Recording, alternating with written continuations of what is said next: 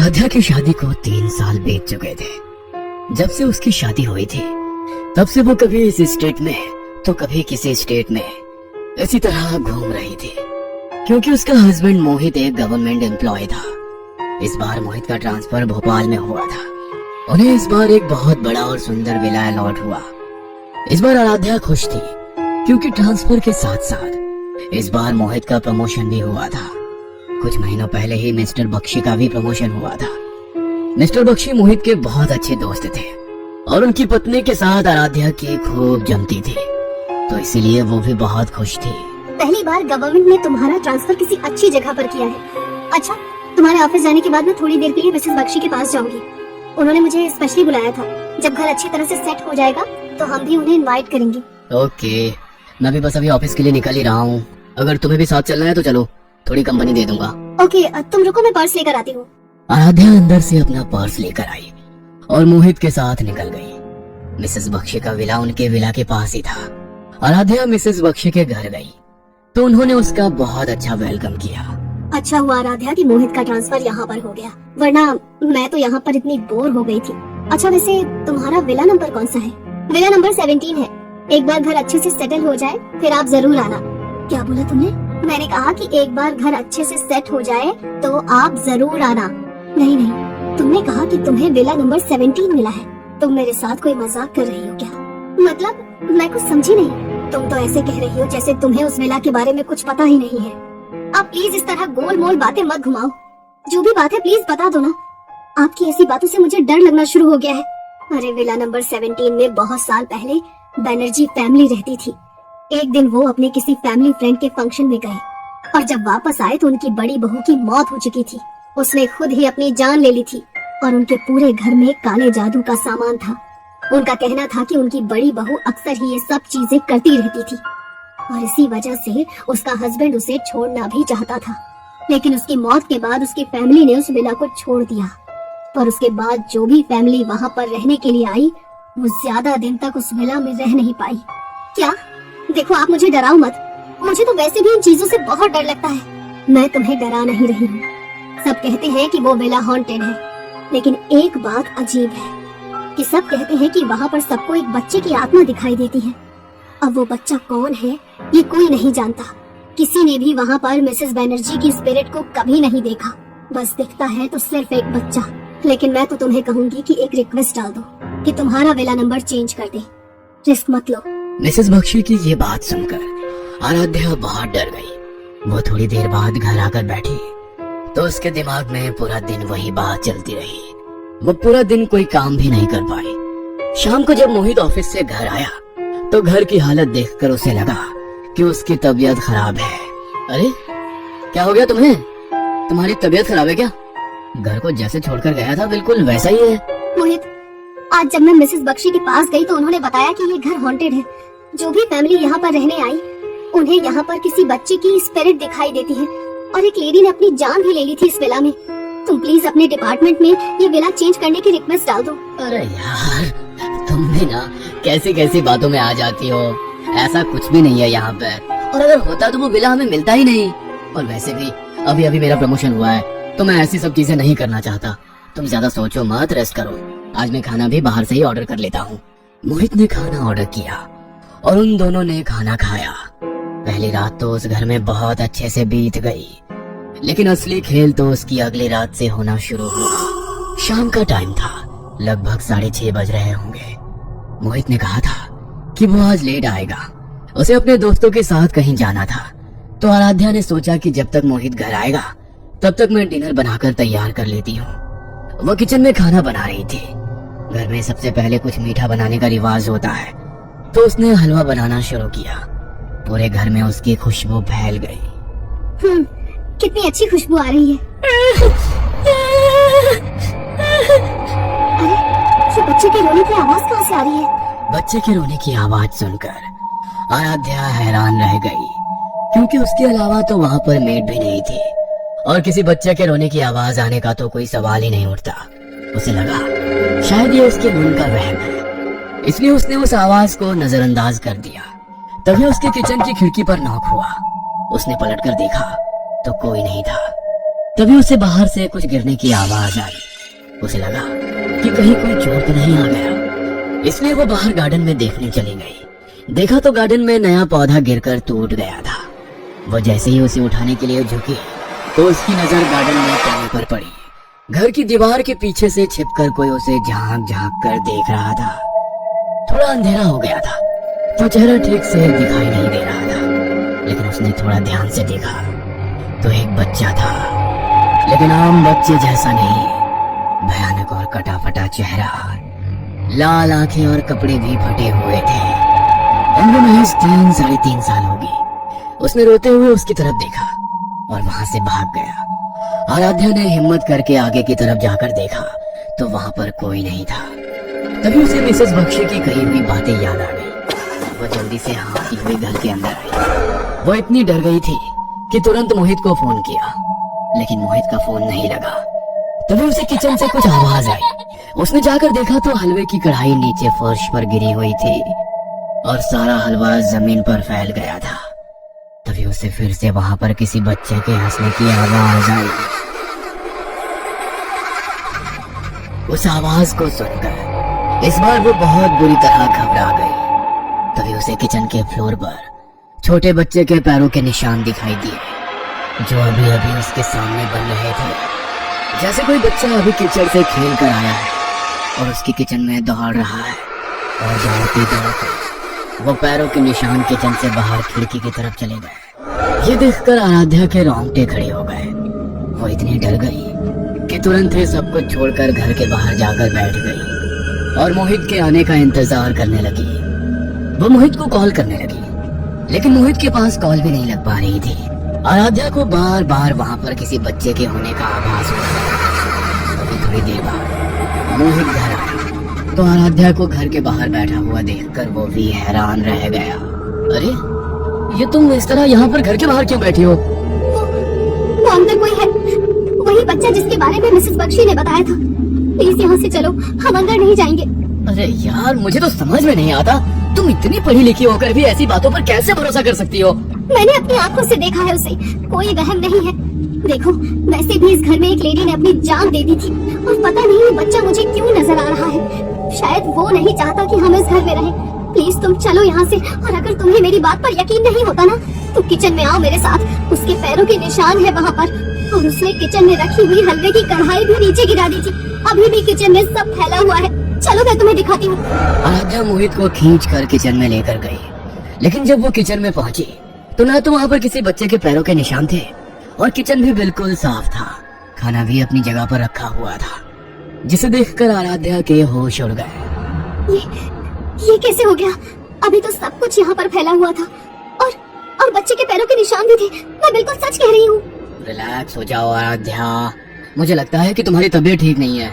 तुम ऊपर चलो और थोड़ी देर आराम करो। घर शिफ्ट करने की थकान में शायद तुम्हारे साथ ऐसा हो रहा है। मोहित आराध्या को ऊपर कमरे में ले गया और वहीं पर खाना भी ले आया। वो दोनों बैठकर खाना खा रहे थे।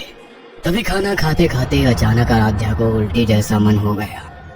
वो जल्दी से भागकर वॉशरूम में गई और उसे वॉमिट होनी शुरू हो गई। तभी आराध्या ने देखा कि उसके मुंह से खून गिर रहा है और उसके मुंह से खून की उल्टियां हो रही है। तभी डर के मारे अचानक आराध्या का ध्यान वॉश बेसिन पर लगे शीशे पर पड़ा तो उसके पीछे वही बच्चा खड़ा दिखाई दिया, जो भयानक तरीके से हंसते हुए उसे ही देख रहा था। आराध्या बुरी तरह डर गई। वो शीशे में देख रही थी कि वह बच्चा उसी की ओर बढ़ रहा है। वो जोर जोर से चीखने लगी और डर के मारे उसने शीशे पर वहां रखी शैम्पू की बोतल गिराई और वो शीशा तोड़कर चकनाचूर हो गया। उसके चिल्लाने और शीशा टूटने की तेज आवाज सुनकर मोहित जल्दी से वहां पर आया तो देखा कि बाथरूम के फर्श पर कांच बिखरा हुआ है और आराध्या जोर जोर से चिल्ला रही है। वो उसे पकड़कर जल्दी से बाहर लेकर आया और बेड पर लिटा दिया। वो बच्चा वहीं पर था मोहित, मैंने देखा उसे। Please stop it. पता नहीं ये मिसेस बख्शी ने तुम्हें कौन सी कहानी पढ़ा दी। अच्छा होता जो तुम उनसे मिलने ही नहीं जाती। पता नहीं क्या क्या हो रहा है तुम्हें। मैं अभी डॉक्टर को बुलाता हूँ। मोहित ने डॉक्टर को कॉल किया और थोड़ी देर बाद ही डॉक्टर आराध्या का चेकअप करने के लिए घर पर आए। उसका चेकअप करने के बाद डॉक्टर के चेहरे पर एक मुस्कान आ गई। क्या बात है डॉक्टर, आप इस तरह मुस्कुरा क्यों रहे हैं? मुस्कुराने की बात तो है ही। अरे आपकी वाइफ प्रेग्नेंट है और बहुत ही जल्दी आपके घर में खुशियां आने वाली है। क्या? ओह माय गॉड, ये तो आपने मुझे मेरी लाइफ की सबसे बड़ी गुड न्यूज सुना दी। लेकिन क्या इसी की वजह से आराध्या को बार बार ऐसे भ्रम हो रहे थे? हाँ, प्रेगनेंसी के टाइम पर कभी कभी ऐसा हो जाता है, लेकिन आप चिंता मत करो, मैंने कुछ मेडिसिन लिख दी हैं। आपकी वाइफ को टाइम पर देते रहना, तो उनको स्ट्रेस नहीं होगी और ऐसे ख्याल भी नहीं आएंगे। डॉक्टर की ये बात सुनकर वो दोनों ही बहुत खुश हुए। शादी के 3 साल बाद आज उन्हें ये इतनी बड़ी खुशी मिली थी, लेकिन वो नहीं जानते थे कि उनकी ये खुशी ज्यादा समय तक नहीं रहेगी। उस रात आराध्या दवाई खाकर सो गई, लेकिन सोते हुए उसके कानों में एक अजीब सी आवाज पड़ी, जैसे कि उसके कान में लगातार बड़ी ही तेजी से कुछ फुसफुसा रहा हो। वो आवाज इतनी बढ़ गई कि अचानक आराध्या की नींद टूट गई। उसने सामने देखा तो कोई नहीं था, लेकिन तभी उसे कमरे में रखी अलमारी की तरफ से कुछ खटखट की आवाज आई, जैसे तो कोई लगातार अलमारी पर ठक ठक की आवाज कर रहा हो। उसने हिम्मत करके अलमारी की तरफ मुड़कर देखा तो उसके होश उड़ गए। वही बच्चा अलमारी के ऊपर बैठा हुआ अपने पैरों को हिलाता हुआ बार बार अलमारी पर मार रहा था, जिसकी आवाज पूरे कमरे में गूंज रही थी। उसे देखकर आराध्या का पूरा शरीर डर से कांप गया। तभी अलमारी पर बैठा हुआ वो बच्चा आराध्या को देखकर हंसने लगा। वो वहां से बैठा हुआ सीधा अलमारी से नीचे कूद गया और अपने शरीर को उल्टा मोड़कर हाथ पैरों के बल चलता हुआ आराध्या की तरफ बढ़ने लगा। तभी डर के मारे आराध्या जोर से चिल्लाई तो मोहित की नींद खुल गई और वो बच्चा फिर से कहीं गायब हो गया। क्या हुआ Aaradhya? Are you all right? वो बच्चा। प्लीज स्टॉप इट यार, कोई बच्चा नहीं है यहाँ पर। आराम से सो जाओ, मुझे भी सुबह ऑफिस जाना है, तो प्लीज मेरी नींद मत खराब करो। हर बार की तरह इस बार भी मोहित ने आराध्या की इस बात को इग्नोर कर दिया, लेकिन हर बढ़ते दिन के साथ उसके साथ ये हादसे और ज्यादा बढ़ने लगे। उसकी प्रेगनेंसी का ये 6वां महीना चल रहा था। शाम का समय था, हल्का हल्का अंधेरा हो रहा था। वो घर की छत पर कपड़े सुखाने के लिए आई थी। कपड़े सुखाते हुए वो हल्की हल्की आवाज में गाना गुनगुनाने लगी। तभी उसे पीछे से एक अजीब सी आवाज सुनाई दी। ये कैसी आवाज है? उसने पीछे मुड़कर देखा तो वही बच्चा उसकी ओर आ रहा था, लेकिन इस बार वो बहुत गुस्से में था, जैसे उसके साथ कुछ बहुत गलत हुआ हो और वो इसका बदला लेना चाहता हो। आराध्या को देखकर वो उसकी तरफ बड़ी तेजी से आने लगा। डर के मारे आराध्या सीढ़ियों की तरफ भागी और उसका पैर मुड़ गया। वो सीढ़ियों से गिरती गिरती सीधा नीचे जाकर गिरी। गिरते ही वो वहीं पर बेहोश हो गई। थोड़ी देर बाद मोहित घर आया तो आराध्या को जमीन पर बेहोशी की हालत में देखा। उसके सर से खून निकल रहा था। उसकी ऐसी हालत देखकर वो बहुत डर गया। वो तुरंत ही आराध्या को हॉस्पिटल लेकर गया। डॉक्टर, मेरी वाइफ और मेरा बच्चा ठीक तो है ना? देखिए, हमने कोशिश करके आपकी वाइफ को तो बचा लिया, लेकिन आपके बच्चे को नहीं बचा पाए। और क्या डॉक्टर? गिरने की वजह से उनका मिसकैरेज हुआ और उसकी वजह से बहुत ज्यादा कॉम्प्लिकेशंस हो गई है। मुझे कहते हुए बहुत बुरा लग रहा है, लेकिन अब आपकी वाइफ दोबारा कभी मां नहीं बन पाएंगी। डॉक्टर की ये बात सुनकर मोहित अंदर तक हिल गया और जब ये बात आराध्या को पता चली तो मानो वो तो जैसे पागल ही हो गई। एक तो पहले ही उसके मन में उसके बच्चे के खो जाने का दुख था, ऊपर से ये दुख और कि अब वो फिर कभी मां नहीं बन पाएगी। इस बात ने जैसे उसे अंदर से पूरी तरह खत्म कर दिया। उसने खाना पीना भी छोड़ दिया। दिन में कभी खाया तो खाया, वरना 2-2 दिन तक भूखी रहती। मोहित से उसकी ऐसी हालत देखी नहीं जा रही थी, इसलिए उसने डिसाइड किया कि वो गवर्नमेंट द्वारा दिया हुआ वो विला छोड़कर कहीं और रहेगा। जब से हम इस घर में आए हैं तब से कुछ भी ठीक नहीं हो रहा है, और यहाँ पर आने के बाद तुम्हारी जो हालत हो गई है मुझसे देखी नहीं जा रही। इसलिए मैंने डिसाइड किया है कि हम ये घर छोड़ देंगे।